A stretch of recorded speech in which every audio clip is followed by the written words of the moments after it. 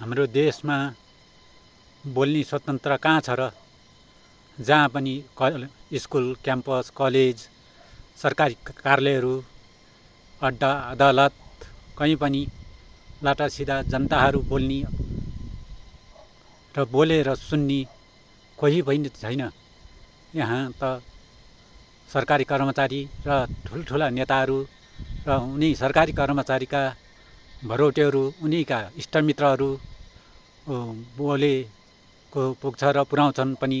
जसले घुस दिन्छ, जसले घुस दिएर काम गराउँछ त्यसलाई मान्छन् र देशमा जो धनी छ, जो दादागिरी छ, उसैको राज चल्छ।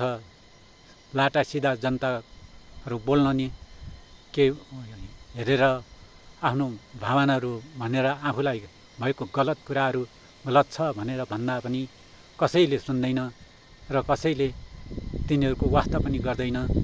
खालि उही जो धनी छ, जो सरकारी कर्मचारीहरू छन्, उनीहरूकै बोलवाला र उनीहरूकै कुराहरू सुनिन्छ, उनीहरूलाई नै माथि लगिन्छ र उनीहरूकै समस्या समाधान गरिन्छ। गरिब निमुखा सोझा रोगी सोगी भोगी यी जनताहरूलाई कसैले कहीँबाट नि कुनै शासन सत्तामा जुनसुकै गए पनि कसैले हेरेका छैनन् र हेर्ने पनि छैनन् भन्ने कुराहरू यथार्थ भइसकेको छ।